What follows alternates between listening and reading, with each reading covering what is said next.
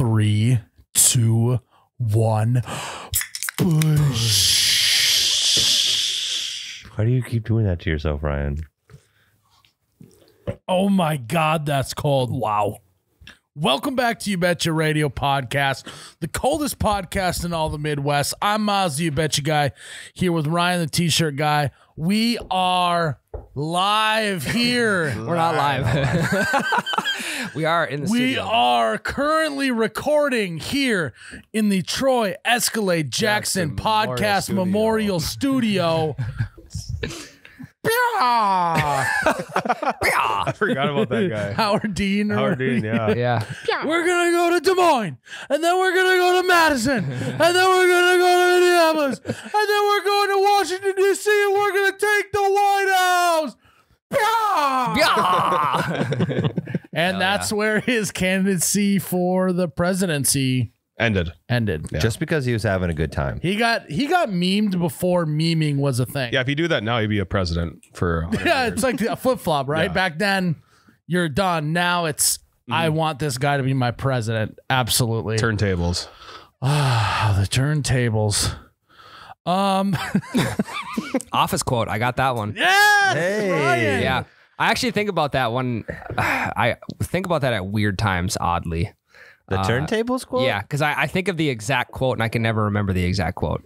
Oh, how the turntables. Pretty simple. Oh, how the turntables Have turned. No, there's not. I know. It's the ends right there. Office knowledge. Yeah, anyways. Guys, welcome back. We're live. We're Not, No. but we're recording here at the studio. We got a very random show for you. We have the professor, Oh, yeah. street baller, great friend of Troy Escalade Jackson on the podcast today. I don't know how we pulled this off. I do not know how we were able to get the professor on our podcast, but he's here today. That's in the second segment coming up. But before we get into that segment, we're going to do, what is it? Your favorite place to drink. Favorite place to drink. And Jared, I need you to turn my headphones up a little bit. For real? That's why I put my hood up. I started yelling and then he turned my headphones down and now I need them back up. Unbelievable. I have maybe the ears of an 85-year-old man. yeah. Yeah. Especially But, after this podcast every week. Yeah. But hey, you got to do what you got to do. Best places to drink. I think this is hard because what we're doing too, the best places to drink, not including a bar or your house. That's tough. Right? That's the Yeah, asterisk. Yeah. those are just the easy ones that everyone's going to say, you know? Yep. Everyone's going to say somewhere at their house, the garage, the backyard. They're going to say at the bar. I mean, Duh. standard, right? We know. Throw those out. Ryan. Yep. Number one. Where is your favorite place to drink? Okay, so I'm going to spin this outside of the home, but hotel beers. And to be more specific, shower beers in the hotel room. God, so I'm out on shower beers themselves. I love them. But Are you serious? Hotel See, I beer- knew you took stole mine. mine. I told you that. All right, I'm like, the way you reacted. that's- Jared, just cut that. All right, guys, we're going to start a segment called where the best place the best place to drink. I'm going to go with hotel rooms. Did you say hotel bar? I said a hotel shower, so different. Oh, wow. Yeah. Wow. That's because we know what he does in a hotel shower. You just in there shitting your pants and drinking beer. Stuff it down the drain. No, there's just something about like everyone having not like a great place to sit, in hotel rooms. Yeah. There's usually like 2 chairs, and then if you got like 6 people in there, couple people got to awkwardly like lay on the bed, or like sit on the floor, Yes. or That's why you just drink until you're comfortable. yeah, exactly. So like, but that's why you need booze in a hotel room. But I don't know why. It's just like, because you're like, I'm not going anywhere. I can drink as much as I possibly want. I'm already laying down. Like, you don't drink in your bedroom at home, right? I mean, some people do, I guess. But I would, myself, I'd probably be in the kitchen or living room dining room area Right. if I'm drinking. Rarely do you just lay on your bed and just pound beers, you know? But that's what you're doing in a hotel room. That's the best thing ever. Yeah. Even take like an extra pillow from the other person's spot and prop that up against your back. Sometimes you have 2, 3, 4 pillows. You got the guy who's always using the headboard as a backrest and just sitting upright with his legs crossed and both of his hands crisscross like this over top of the beer, just sitting there. Because there's nowhere to set it. Yeah. You know exactly what I'm talking about every time. So if you're drinking in a hotel room, what's the most elite spot to drink in a hotel room? Like, is it at the office table? Is it in the chair that's tucked back in the corner? Is it on the bed? Here's the move. You got to get the office chair that's at Correct. the desk. You sit in that, feet up on the bed. Yes. Correct. Oh, that's good. But it's got it. You almost got to maneuver though so you can see the TV because you're not always gonna be able to see the TV. Gotta watch HBO. Yeah. Yep. Yeah. Oh yeah, Jared. Oh yeah. You know, they got those Late night secret HBO. channels. in the Starting hotel at, room. you only watch HBO from 10 p.m. on. Yeah. Yeah. Secret channels in the hotel room, 2 a.m. to 5 a.m. Cat house. Girls Gone Wild. Commercials, not even the Commercials. because you're not going to pay for it. Right. Just watch the commercials. Yeah. I call every hotel like, do you have HBO or not? That's like their new slogan on their little billboard underneath their sign. It's like, That- we have HBO. That legit used to be a promo for Really? hotels. HBO here. I think another great spot to be is to be not the guy necessarily. I like the guys leaning on the headrest or the headboard, but also being the guy who. So there's that guy there, and then there's another guy that's just laying on his side on the bed with the one arm up and then the one leg up like this, Yep. and then it's just drinking like that. You got to drink almost sideways. It like doesn't go straight down. It's like goes into your cheek. Yeah. Absolutely. Have you ever that's another been- good spot to be? Have you ever been in a hotel room where you just end up just filling the bathtub with ice and beer? No, see, in my No. mind, that's like a thing that I would love to do, but I'm never gonna go through the stuff No. to make that happen. No, because eventually you get to a point where you have every garbage can with the bag out of it, and you got 4 guys going to get ice to fill up the bathtub. Yeah. That's more of like a probably 21 to 23-year-old thing. I missed it. I missed it too. Missed too. Yeah, it sounds like a good idea. It's cool, The but first time that Tyler ever stayed in a hotel was on one of these trips, so he definitely missed it. yeah. But I also think back then when we were 21 to 23, there wasn't always fridges in hotel rooms, so we had to pivot to that. True. Trying to think if there's any other places to sit in a hotel room. On the floor, I guess that's the worst, right? Yeah, you don't want floor. Because hotel floors are always just like the tiny little layer of cloth and then straight concrete underneath. Yeah. Can we start? Okay. $250 idea right here. Big idea. Wow. Let's start a hotel that has fold out chairs in a closet in the hotel room for guests to sit in while they're hanging out in your hotel room. Like any standard card table and chairs at We don't need the card table. We just need chairs. But like how any 70-year-old woman has, or like family has, the card table with chairs underneath the bed for special occasion. Bring them out. chairs underneath the bed. Underneath the great, bed. Yeah. great Boom. decision. Yep. Like, Pull out chairs. what would you like for the chairs? Are we talking, do you want like the metal folding chairs, or do you want to get a little more relaxed and like get like a campfire chair? I want the metal folding chairs, I Yeah, think. because you don't want to get too relaxed. They got cup holders in the arms though. Oh, that's a good point. Yeah, but they always like, I'm too big of a guy and it makes me feel like I'm being folded up like a taco. I don't like being tacoed or burritoed.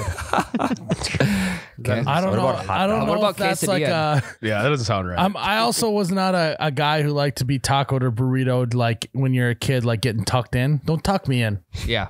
What are you trying to trap me for? What Don't you- swaddle me. I don't like tucked in on the sides. I like tucked in on the feet. Ooh, No, Tyler. no. Wow. Tucked underneath your Yeah. feet? My feet are always out of the That covers. is psycho. I mean, he also sleeps with his socks Thank you. on. Socks on. so- I don't see why that's such a big deal. It Do you is. have cold We're not going to feet? rehash that. Tyler. We talked about this. I have bad circulation. Oh, okay. You can I take think some. that means you have a cold heart. That could be it. Well, he does. So I mean, I couldn't be more accurate. yeah.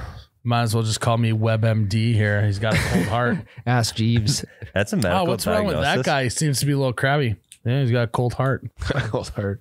Yeah. So I It's a don't mean know. spirit. So yeah, I mean, I think we just decided the best place to drink is on a hotel room. Yeah, I think that's pretty damn close. There's not much that beats What it. were you gonna say, Tyler? There's similar reasoning for mine. It's hunting camp. But like it's kind of like the hotel room with the seating arrangement, right? You got one table and the rest is figure it out. Yep. But then you got like it's the vibes of hunting camp also help into it. But it's the same sort of seating arrangement. You got one dude sitting up on the loft looking down, talking to everybody. Yep. It's yeah, that's mine. That's a pretty good one. You got one guy like sitting on the counter next to the sink. Yep. And they're like, get your ass off I'm the counter. actually a big stand guy in that scenario. Yeah. Lean against the wall, maybe. Yeah, mostly because at that it means that I got up early at some point, and I will fall asleep if I sit in too comfy of a chair. Yeah. Also, when you I Just agree. be just nodding off. I need to stand at some sort of hunting camp. In order to simply just stay awake. and most of the time too, when you're at hunting camp, Narcolepsy. it's always friends or family. So if you get up, they'll steal your spot. Yeah. Exactly. Oh, yeah. It's I gone. don't give a shit. You hold that pee as long as you can because you know your uncle's gonna take your fucking chair if you get up. Yep. Also, can we talk about you're at a deer camp, let's say, and you got to take a leak? Going out, like you're drinking, it's warm, you know, like It's always hot It's in those heated, things. and it's Yeah. heated. But you go outside for that. You know, if you're a guy like me, who's really got to go. You're outside for about 7 minutes, Looking at the stars. Yeah, talking to squirrels. You never pee looking down when you're at hunting No, camp. You no, always pee with your never. nose straight up in the air. Well, no, because you don't have to aim because you're just using nature as your bathroom. You know, you don't have to aim. So then you're really just looking around and just that crisp fall air just going through your hair. Your you feel it Your pores. you feel it in your pores. You also feel it in your undercarriage. I was just gonna say. I was trying to get there, but I couldn't think of anything else other than hair. You feel the crisp fall air in your undercarriage. Yep. And you just know you're hunting at that No point. better feeling. Nature's coolant. Yes, absolutely. Peeing outside during fall deer camp. That's so specific. Jared, let me finish. Peeing outside during fall deer camp was nature's first AC seats. And I'll say it there. Yeah, they finally caught up at the I will call the shot right there. Jared, that this was the invention of AC seats. Yeah, some guy was hunting. He's like, "Hey, let's make AC He's like, seats." he felt the cool breeze on his undercarriage. Like, this would be nice if I had it in my car. Yeah, Thank you. You gotta hit. That's where I was. You said it more eloquently than I did. You gotta hit the timeline though. It's like mid-October to mid-November. Like that's the time to pee at deer camp. Oh, Because hopefully it's not below zero by then. So it's just cold enough to where you cool down outside. Yep. But by the end of it, you're Yes. not freezing cold. you maybe just got like a sweatshirt on. You know, got a Yeah. coat on. You're just out there, little sweatshirt on, and you just cool off. Then you head back in. A lot of times there's a fire burning stove or something keeping the entire place warm. Yeah. Not easy to regulate the temperature, so oftentimes it just becomes way too hot in there. Especially when then you got like 6 people in there if at minimum. And you're drinking on top of that. So honestly, if you're not going outside to pee during deer camp, you might die of heat stroke and heat exhaustion. That's the thing with wood, like people who have wood burners is like, how hot can we get it in here? It's Right. not about like, let's get They this at a think it's a comfortable. fucking competition. Correct. Yes. Yes. And especially if you're sleeping on a loft, then you are screwed. Yeah, maybe only throw some more wood in there when it's like you feel cold. Yeah. Not because it's been 10 minutes. Grandpas are like on a mission to see how much wood can I get in this fucking stove. Yeah. The more wood you burn, the more wood you got to get the next day. Right. Exactly. And that's Thank why you. it's the old men, because they're too old to be splitting the wood. So they're not thinking about how much work it's going to take to re-split the wood. Correct. Yep. You just have to start splitting it even more so that they use It's all no, kindling. just grab four logs there, Grandpa, and then it's like just like little thin slices twigs. of wood. Yeah. No, don't use any more than that. One, it's like old people are always colder than everyone true. else, so then Yeah. that's probably doesn't help either. Cold hearts. Yeah. and little circulation in your feet. Yeah. It's weird. Old people, I'm telling you. I think you're an old man already, Tyler. All right. You said that my first episode ever here. That's been established. Established. It's a good word. Hey, gotta establish a pea corner at deer camp. Yeah, Right, Ryan?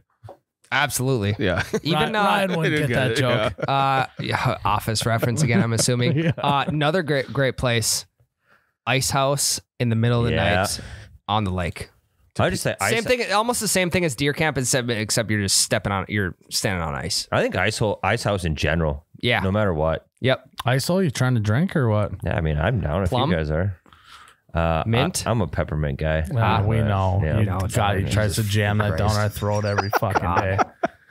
Let me guess, that's your kid's favorite flavor. I got I got scolded by my mother for swearing too much on this podcast, so I'm gonna try and clean it up for you guys. So Shit. just I'll keep throw you in that check. out there. So there, happy birthday, Mom. I'll clean it up for you. One episode. One episode of clean. I'll keep you the fucking check. Hey, Hey. Sorry, whoops. Hey, weird. mute him. He's got a 1 minute 1 minute suspension from the podcast. All right, he's muted. All right, Jared, what do you got? You got to have somewhere. Can't hear him. Can't hear him. What do you got? I got drinking beers on asphalt during a tailgate. It's just awesome to me. Ooh, that is a good spot. So does it? Hey, what's he doing back on? How come asphalt? How come asphalt specific? Yeah, I was gonna say, what's the deal with gravel or concrete? Because you usually can't drink in a parking lot ever, but if there's Yeah. a bunch of cars around, it's acceptable. So it just feels good to drink during a tailgate. Yeah, tailgate. Drinking. I think what you're referring to is just drinking in public. Yeah. Is this fun and like when there's like something going on, like even to piggyback on what you're saying, like let's say there's a downtown party where they block off some streets, you're just drinking in a street. Yeah. That's fun too. Yeah. In a controlled environment like Yeah. that. Yeah. I love it. And then you can smell like the barbecue in the air. Good vibes all around. Yeah, I don't want to be the guy at a tailgate doing all the barbecue stuff Right. because there's just so much work that goes into that. But the guys that like it love it. I know. So I want them to do that. They do what they're great at. I'll do what I'm great at, and I'll drink and have a good time. Well, because their favorite spot to drink is probably at the grill or at the smoker or whatever. That's right up their alley. Those are the same guys that are shoving way too much wood in their wood burning Yes. stove. So it's very funny. Well, so what's very funny is I want you guys to close your eyes and think about the guy who is standing. I'm not talking about just a normal grill. Think about the guy who is standing next to a big old Haas grill that's a big, like talking big commercial black size grill.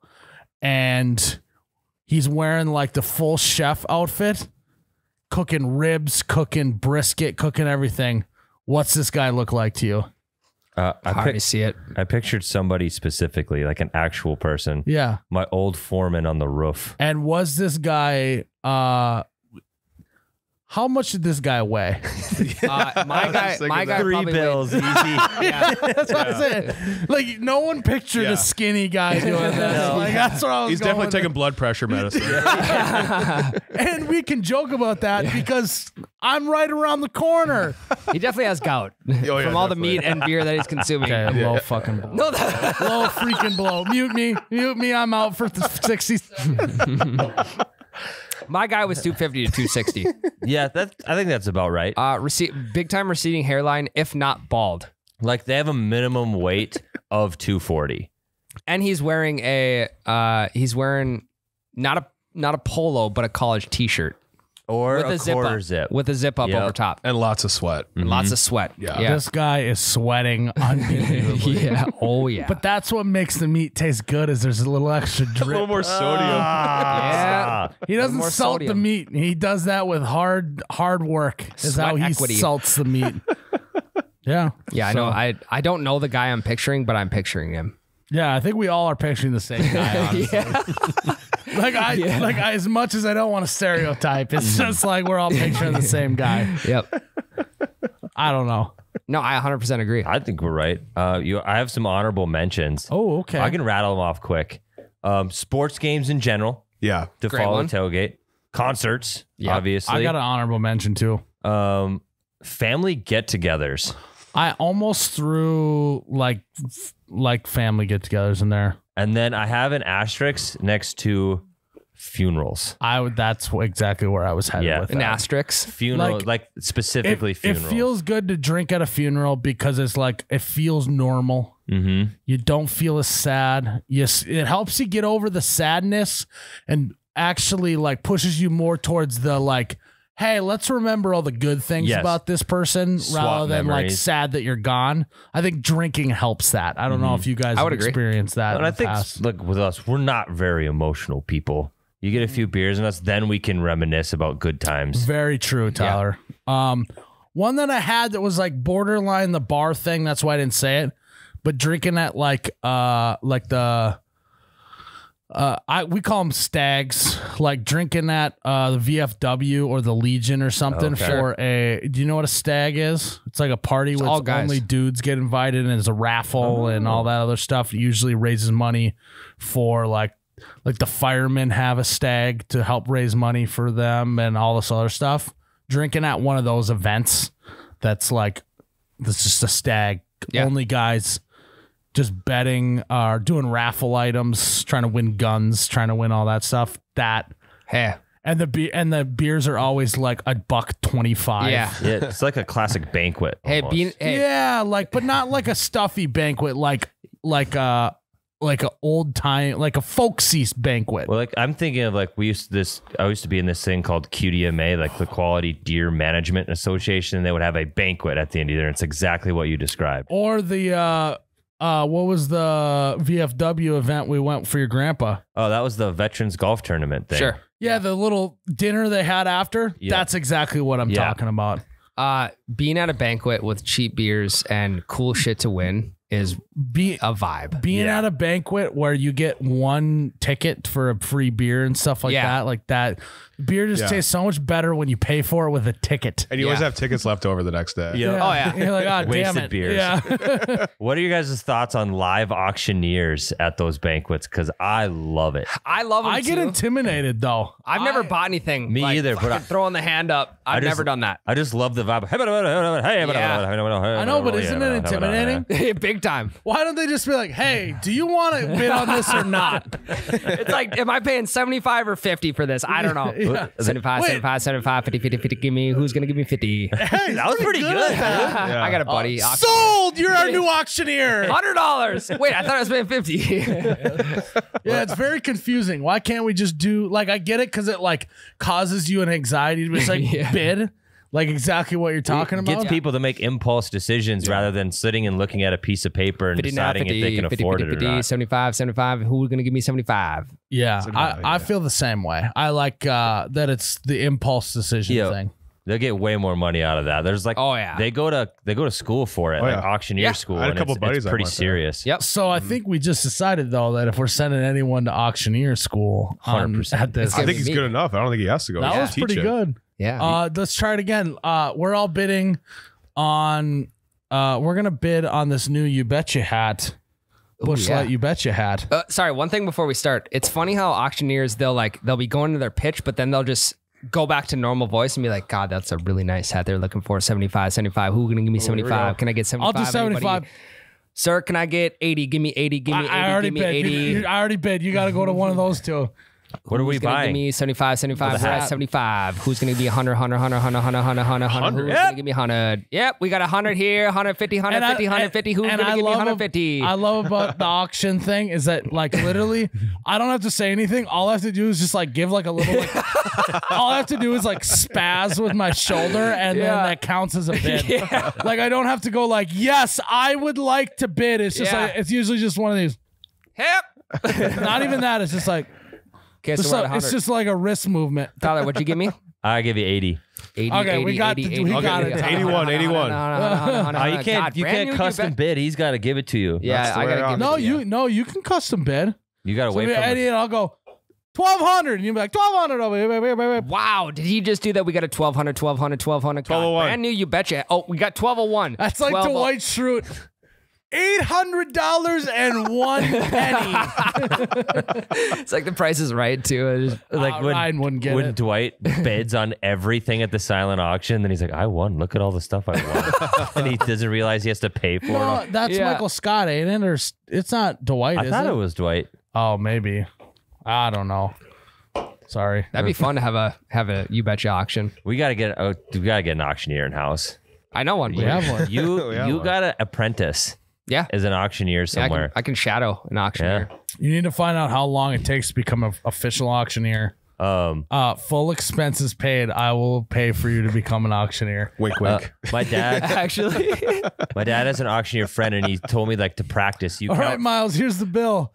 Oh, did I say I was going to pay for that? Well, you never Also, bid me up that 6 high. months you were gone. That's unpaid, by the way. Well, you went to this auctioneer school. 6 months. So now sell this auctioneer school to me. Yeah. So at $10, $10. Here we go. Tyler, what was your advice for auctioneer? the practice. Hey, we're here at the 18th annual cattle auction. That sounds pretty good, actually. That's pretty good. The mics always sound shitty as fuck too. That's what I'm saying. Yeah. Yeah. That's because it's at the banquet hall. The banquet hall the Yeah. mics are usually from It's- 1985. Charlie Brown. It's like the the parents. Yeah, that's what it Yep. sounds like. Is there anyone else we like to drink before we? I mean, just all conference honorable mention on a boat pontoon. lake, Like yeah. I wasn't gonna because that's I a can't. given. I can't relate to all conference honorable mention. I only know all states. So Yep. You only know Bug Juice Player of the Year. no, I believe it was Powerade. Player Bug of the Year. Juice.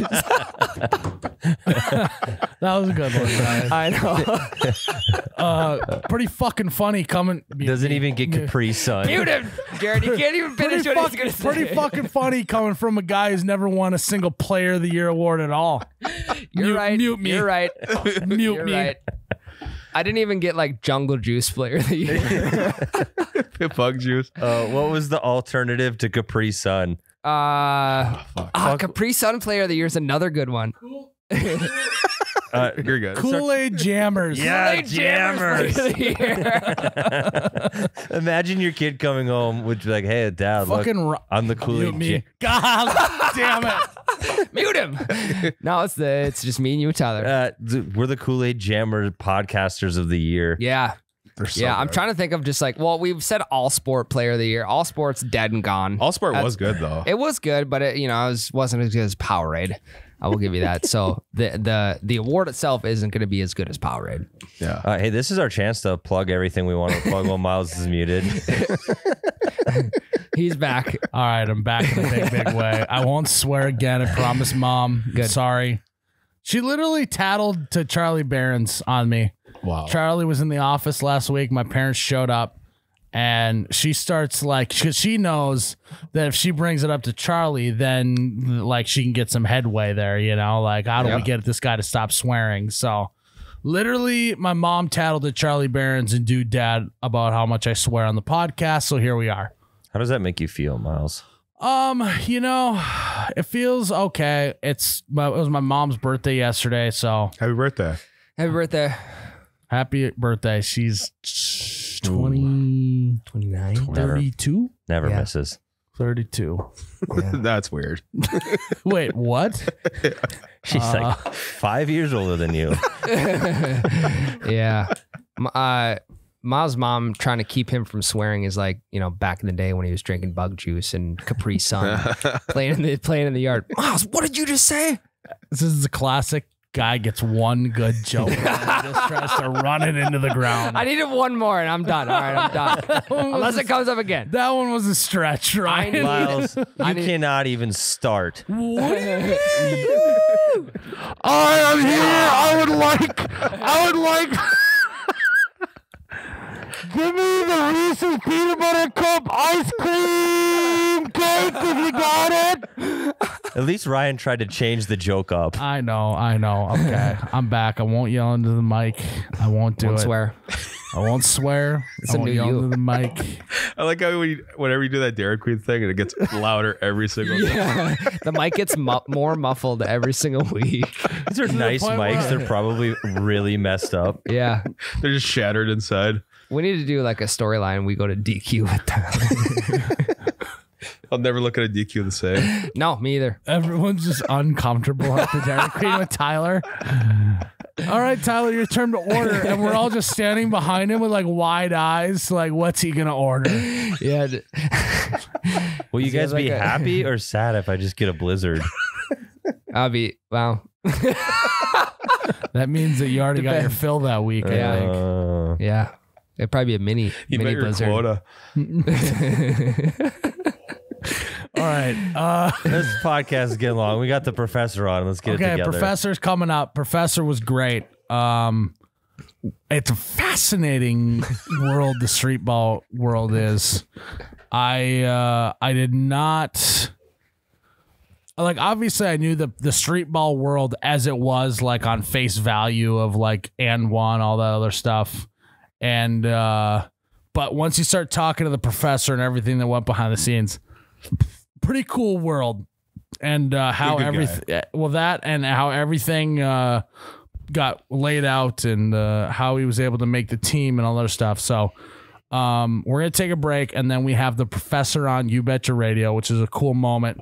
Because he tells us a good story about our boy Troy Escalade Jackson. So a couple of them. Yeah, we're gonna take a break and we'll be back with the professor. Ryan, are you thirsty?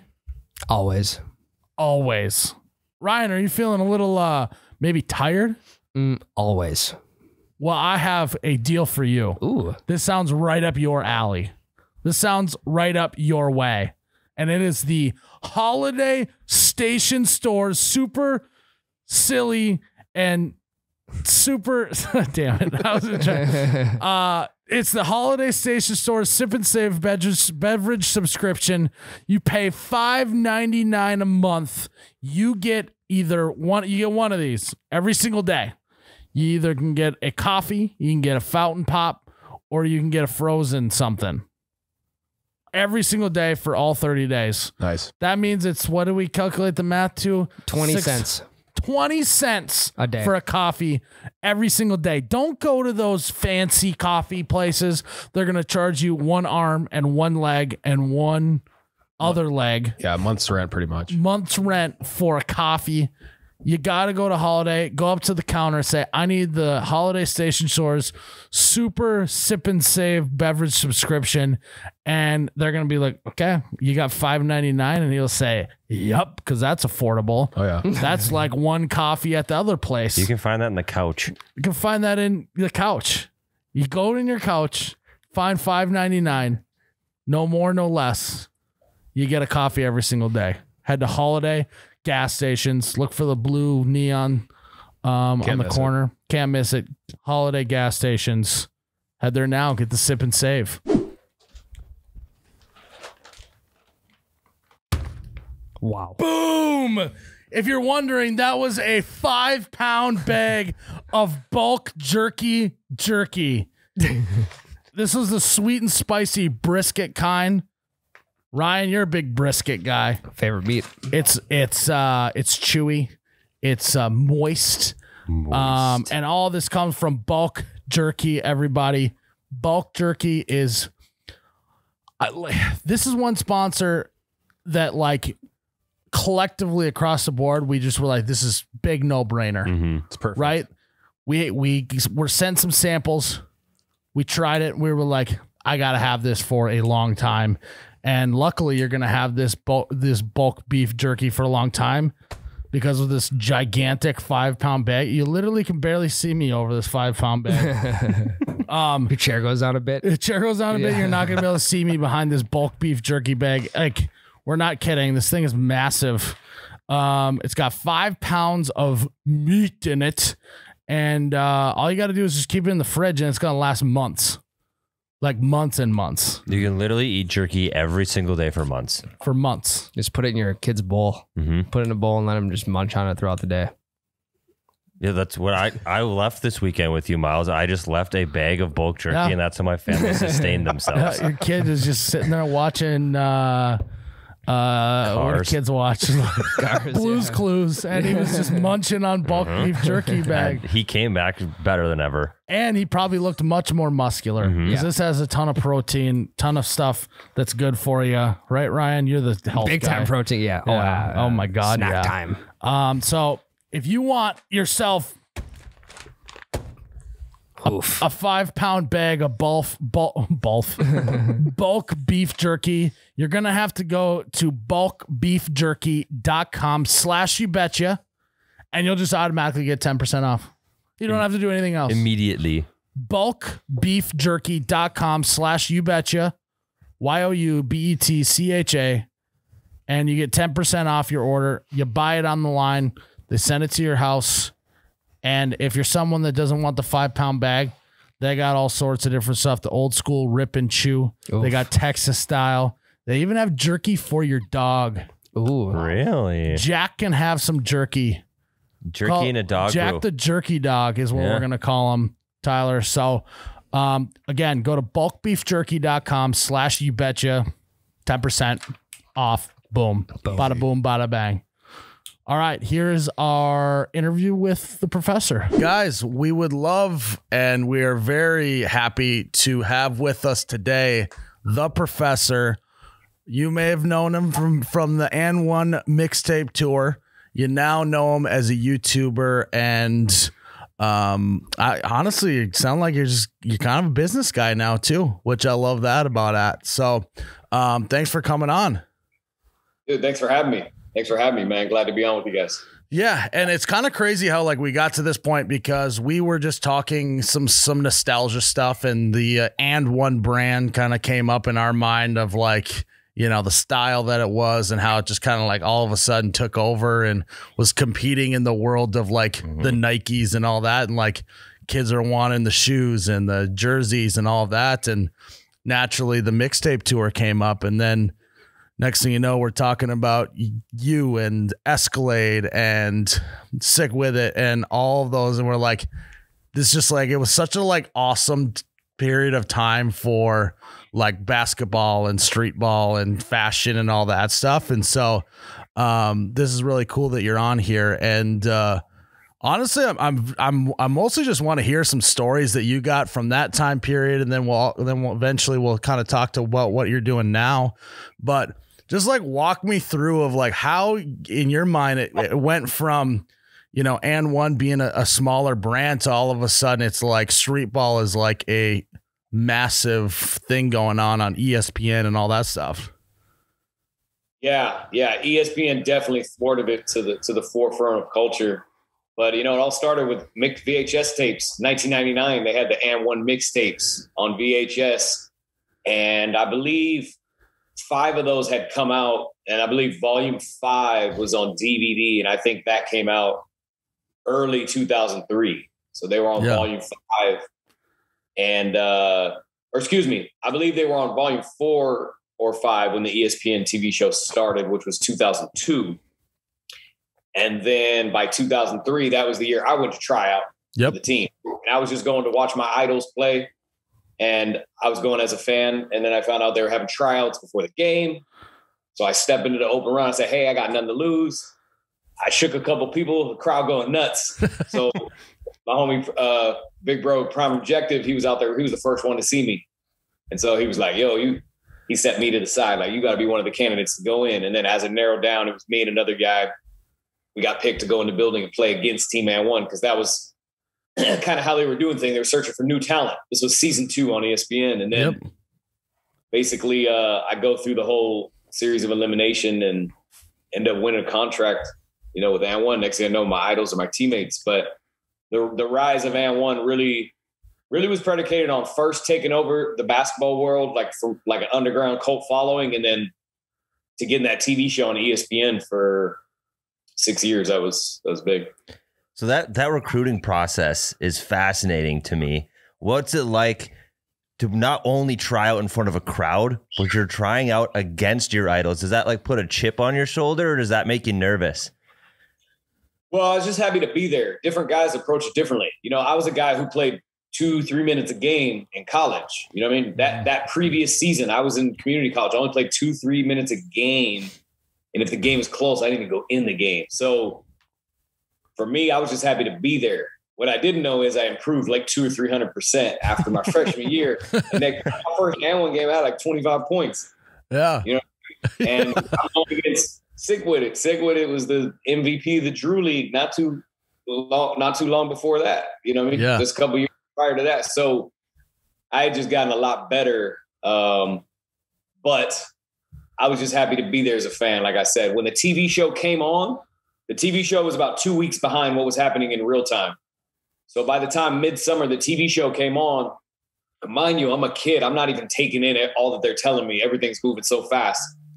So when I see it, I'm hoping that one of my buckets gets on there so I can like pause it and I can call the homies and tell them like, where was that on the episode? Yeah. And I didn't even know.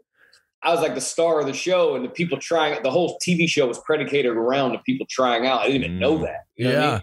Yeah. So I'm blown away. One basket on ESPN would have been lit. Like that would have been above expectation. You know what I mean? If I was in the background, that still would have been cool to me at that time. You'd have been pausing it, taking a picture of it yourself, and then zooming in. Well, like I made it. 100%. So everything was above and beyond. And it was a movie, man. It was a movie, honestly.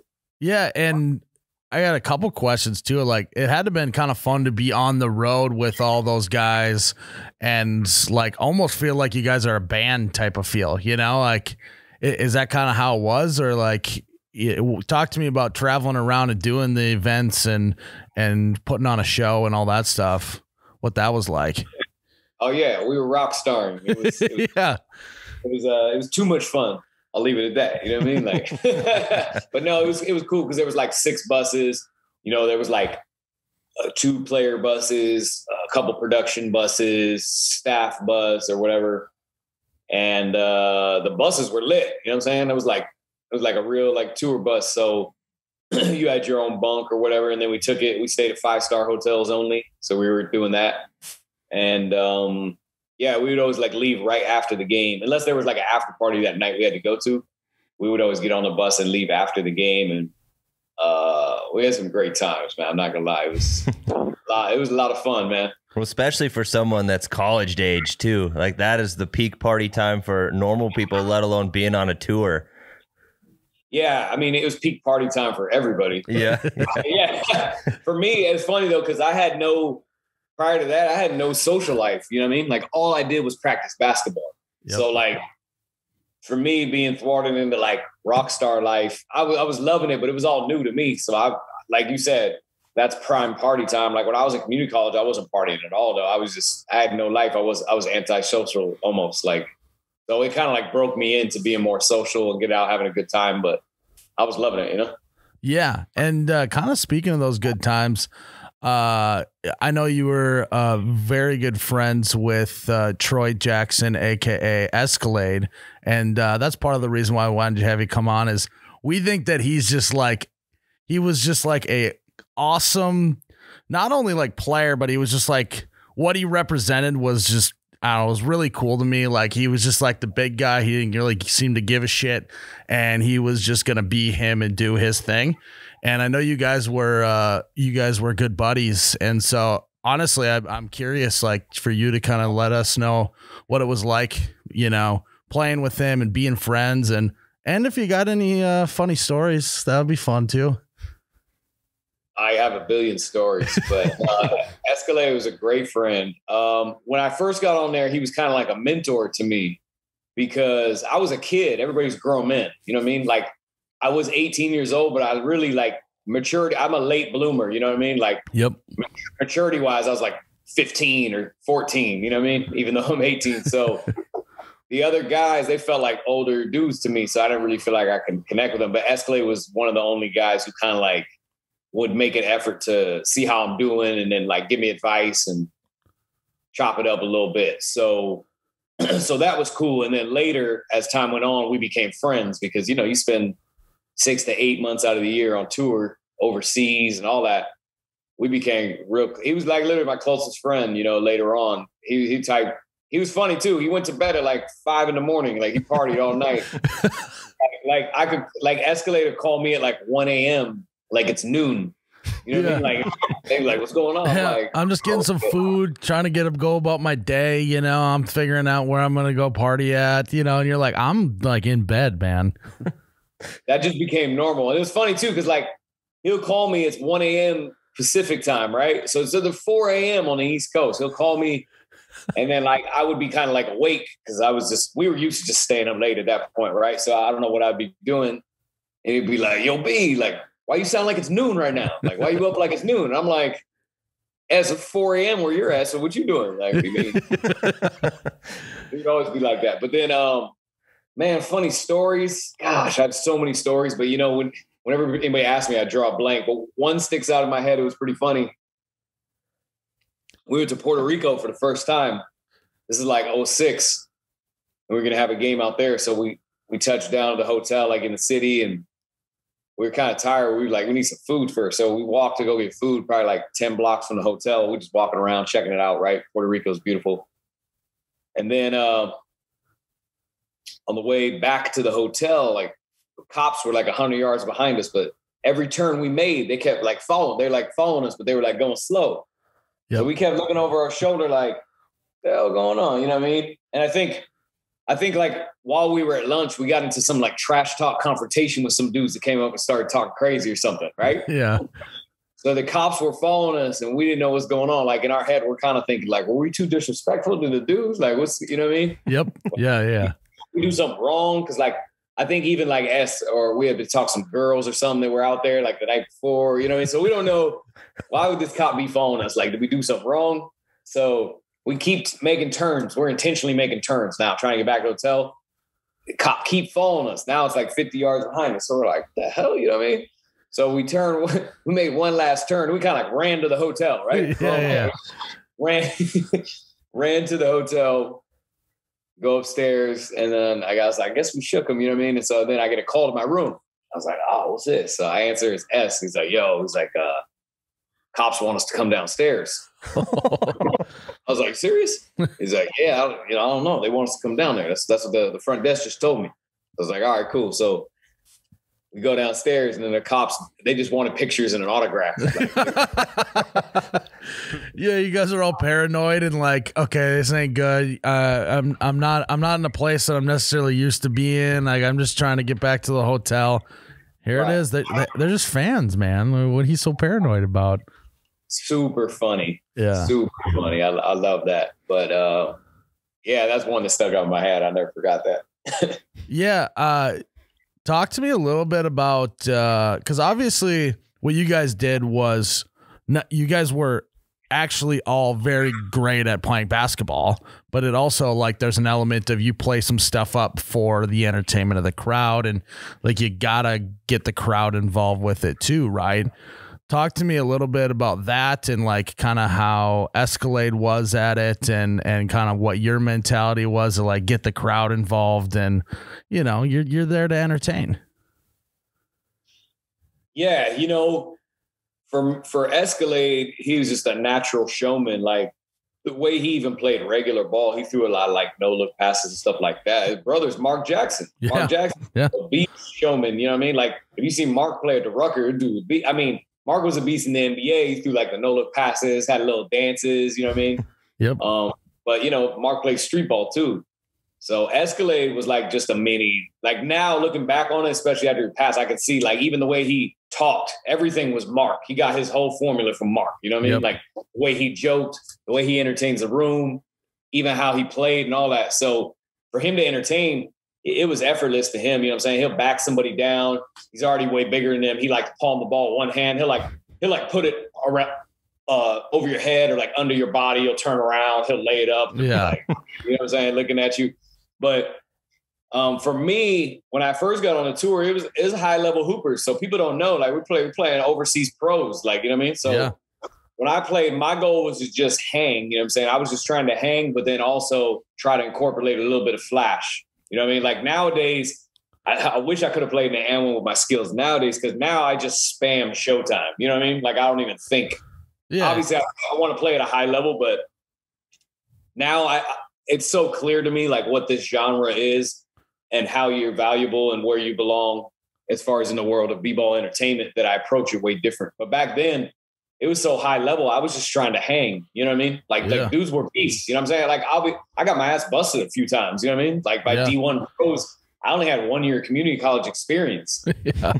So like I literally was just trying to hang. And then when we go overseas, we play Division II or Division I pro teams. So that was always a challenge too. But I just made sure I tried to get my Showtime in early, actually, because the way it was when I was a young dude, sometimes I only get the ball 5 to 10 times a game because the OGs they're doing their thing. You know what I mean? Yep. So I'd only get the ball a few times. So I had to go straight to the showtime, try to get it out the way, and then just try to play high level b-ball and be like fairly fundamental to hang, because there was a large element of N1 basketball that wasn't seen on TV shows. Like you had to win.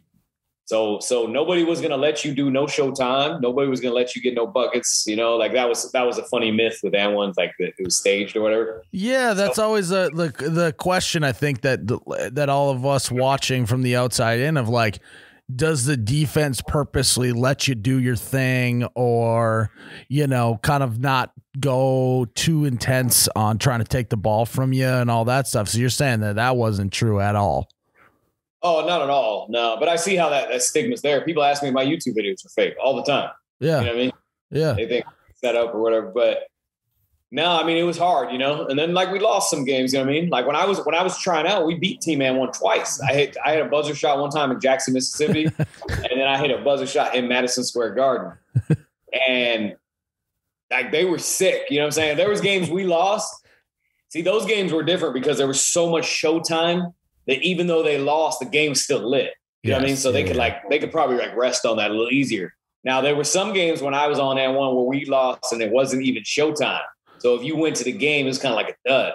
Yes. That was hard, you know what I mean? That was hard because the reality is you're going to lose some games, you know what I mean? But that's the original N1 crew, the team we had from like 03 to 06 was insanely talented though. We're playing top level pros and we would beat them and put on a show. Like that's hard to do, right? You're going to lose 10% or less of the games, but we only lost like 1 or 2 games a year. Yeah. Like, what we did though, everybody panicked. Like corporate be pissed off, coaches pissed off, players panicking, everybody pointing fingers. And like, I feel like I was like, am I going to lose my job? Like, dang, like we ain't allowed to lose. You know what I mean? Yeah. But that's the expectation they set though. Dudes were so good. Like, yeah, I ain't gonna lie. It was a special time, man. A special time. That's why like, and I credit that my whole N1 run and playing with the OGs. That's why I'm good now. Cause like I go play somebody in the street, like you don't even have a shot. You know what I'm saying? I grew up playing against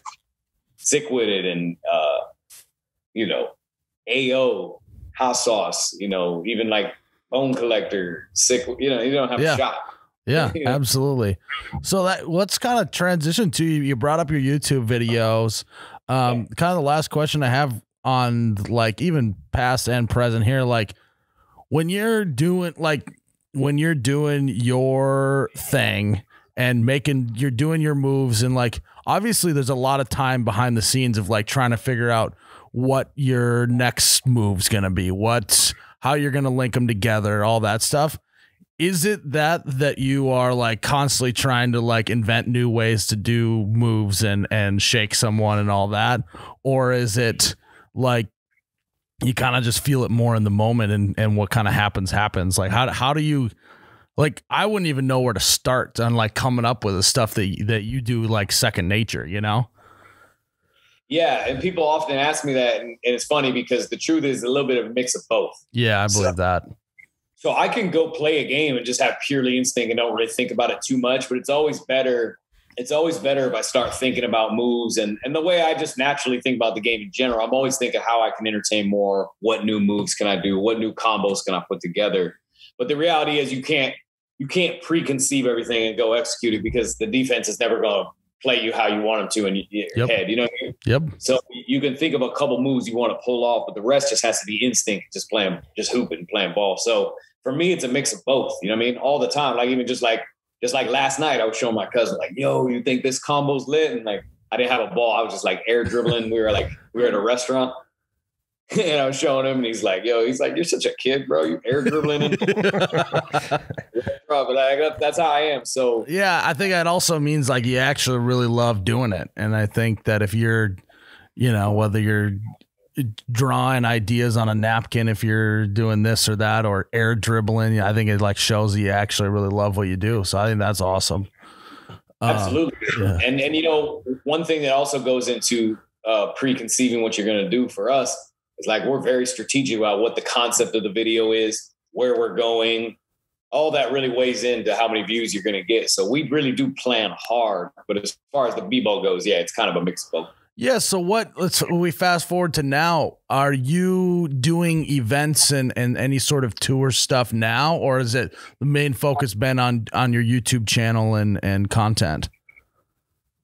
Well, those are one and the same. So if somebody wants to book me for a game, I'm basing it on what kind of content it's going to be. I'm not basing it on the live show, only because like, when people book me for an exhibition, like some people have big checks, but like nowadays it almost doesn't become worth it because like the content game is so profitable. You know what I mean? Yes. If I was gonna be on a tour, like it'd be one that I hosted probably. You know what I mean? Because people still book me. They want to book me for street ball games and pay me the fee that I was paid 15 years ago, but it don't even make no sense. You know? Yeah. It's much different now. Yeah. What was that transition like? Going from entertaining the live crowds to now having to be meticulous, entertaining through a camera. Well, it's still live crowds. Like I don't even want to do a vlog if there's not people watching while we're hooping. You know what I mean? Like I like that. You can find some of my older videos where like there's nobody there, we're just like hooping, but it's whack, honestly. Like the vlog is gonna be way lit if you go to a court where there's passerby traffic. Yep. People stop. And now they're captivated. Like the recent video I just uploaded yesterday, I went to Venice. I was doing like a little nerd video, and like we just started playing 2-on-2. Nobody was there, but then after like 10 minutes, it was like packed. You know what I mean? Yeah. So I love that for a vlog. So it still is playing against a live crowd. That's still what you aim for. It doesn't always happen, but 90% of the time. Yeah, I love that. Well, cool. Well, we appreciate coming on. I'm wondering if you got one more great story you could tell us about you and Escalade back in the day. One more great story. Let's see. Well, there's the infamous one that was actually on the TV show. People still remember it till this day. This is when I was a rookie trying out for the team, but I had been on there like over half the summer at this point. So Escalade, we were already like kind of friends. And, but they always had rookie hazing stuff. So like we would have to like run sprints or do push-ups at random times. One time they made us carry around these dolls that we brought at like a truck stop or whatever. Silly. But one that was funny, people always remember is that. So at that time, people were asking us for mad autographs. This is kind of like before selfie culture, right? So yes, it was about autographs. So Escalade made me and Spida. He said like when people asked us for an autograph, we had to speak in third person and be like, yo, professor, don't sign no autographs. I had to say it like that. I had to say that and then like just dip out. So, or no. I just had to say that. That was just the rule. So he said it on the camera in the TV show. And then like, I kind of forgot about it. But then I think we were like going to a mall or something. And then we were in the parking lot. And this dude, of course, he comes up with this whole family, right? Like 5 or 6 of them. Yep. And he's like, Professor, man, he's like, can I get an autograph? And then like I looked at S, he looked at me, and like I kind of knew I had to say it. And I was like, oh man, I was like, Professor, don't sign no autographs. You know what I mean? And then I just got on the bus and dipped out. But like I had to feel so terrible. Yeah, the dude was grown. The dude's like in his 50s, you know what I mean? And he had kids who were like in their teens or 20s or whatever. So that's why I just got on the bus and left. I was like, I don't want to be there. But people didn't forget that. Like people still see me today. And they'll be like, Professor, don't sign no autographs. I'm like, good memory. Like that was just that was like a little snippet on the show. You know what I mean? Yeah. But he was funny. Everything was always like, we were always joking like that. You know what I mean? If I really sat here and dug, I could bring out some banger stories, but some of them are like too rated R. You know what I mean? Escalade always, you know what I mean? Like, oh yeah, I get that. It's yeah. funny. They were like made for a Netflix special or something. His jokes. Yeah. Telling those stories would be on HBO. That doesn't get it on cable TV. ESPN's not going to air those, but HBO might. There you go. Right. Sweet. Well, those are awesome. We were super stoked when we found out that you were willing to come on and hang out for a little bit. So we really appreciate it. We want you to plug your stuff. Where can our listeners find all your content? Yeah. Check me out. YouTube and Facebook, Professor Live. Instagram and TikTok is at The Professor. So check me out. Clothing is at globalhooper.com. Perfect. Yeah. Appreciate you guys, man. Thank you. This was fun. We appreciate taking the time, and have a good one, man. All right, man. Thank you guys. Talk to you later. See ya. Ryan, what do you think of the professor? He's a good guy. Good guy. He's a good guy. My question to you is, could you lock the professor up? No, absolutely. He'd go in between your legs, and off your head. I understand that ankles broken is like a metaphor or a figurative language. My ankles would actually just bust in half. Yeah, Carson Wentz style. Double ankle sprain. Double ankle sprain is what I would have. So yeah, I mean, I could bang down. I could box him out, maybe. Yeah, you could get some boards. Not even that. He probably could jump over me. I was gonna say he'd probably get around you somehow. Yeah, I don't know. That's all I got. That's all I got in today's world. Is just in basketball. Is just I can box a guy out. Sure. Because I just have more heart. Yeah, that's all you need in basketball. Boxing out is just all heart. Yep. And I don't know. Hips. Well, heart and hips, but mostly a heart. If you just got more heart than the other guy, you got to have heart. Yeah. A wise man once said, "You got to have heart," and so that's the same with boxing people out down low. Same exact thing. It's the exact same thing. Yeah. So, got to have heart. That's probably the only thing I got going for me against the professor in a one-on-one. Or you just go for his. No, I won't say that. I wouldn't wish that upon anyone. So, yeah, thank you, the professor, for coming on. He definitely didn't have to do that, but fun for him to kind of. Here we are. We started with snap pants, rip off pants, and we interviewed the professor. Today. So, guys, thanks for tuning in to another episode of You Betcha Radio. Subscribe to us everywhere. Follow us on Instagram. Send it to a friend. Send it to a friend. Follow me, You Betcha Guy, on Instagram. It's pretty much it. That's the only other handles we have in this company. So don't follow any other ones. At Frank Gibbs. What? That's Jared's burner account. Oh. Way to fucking burner. Oh, swore, mute me. Mute him. Guys, thanks for tuning in. We'll see you in the next episode. May your ranch always be runny. Your bush lattes be cold. Cheers, Ryan. Oh, you betcha, yeah. Yeah. Wait, how do you spell Jibs? I can't give it all away. Jared's like, you son of a bitch.